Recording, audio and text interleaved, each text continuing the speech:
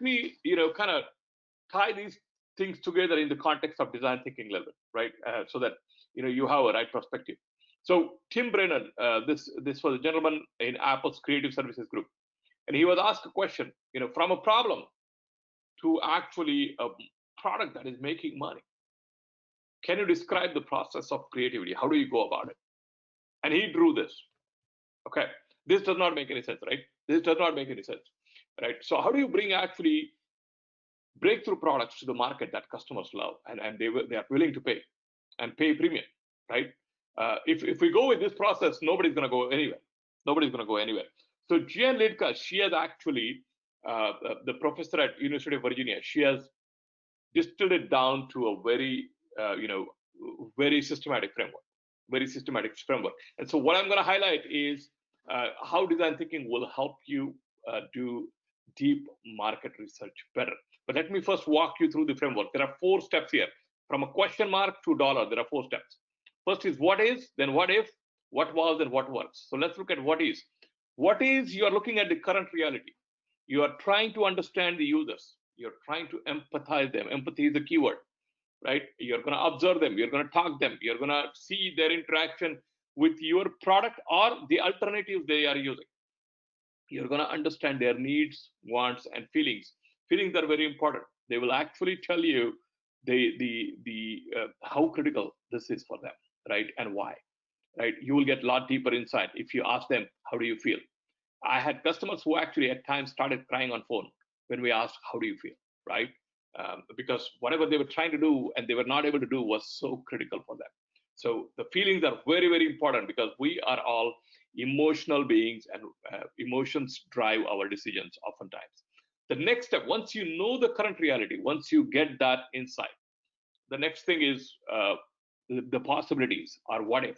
What if anything is possible, right? What are different ways to solve these problems? Because we got the insights about the problems.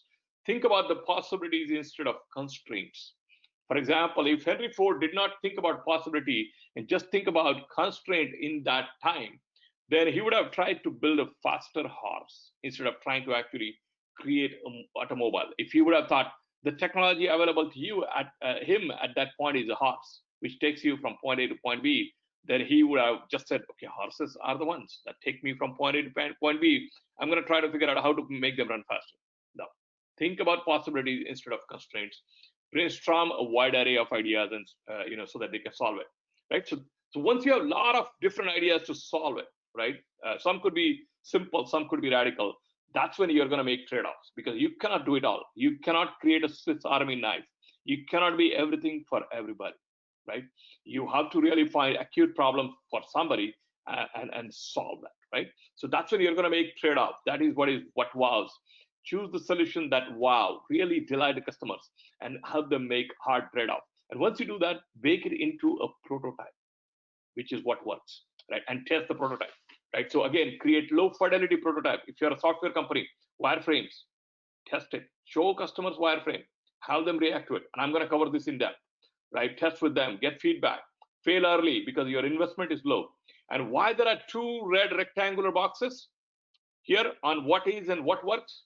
The what is actually the area where we're talking about the problems. And so we're going to do problem-focused, problem-oriented customer interviews. And then the what works is your solution-focused customer interviews where you are actually validating the product or MVP. And then what is the problem-oriented customer interviews where you are actually find out if the problem exists, how badly it exists, how pervasive it is, and you're also, in many cases, going to redefine the problem if you learn new things, right? So that's the framework. I just wanted to put that in a context. So again, 2 types of customer interviews, problem-oriented and solution-oriented. And we're going to touch both of them.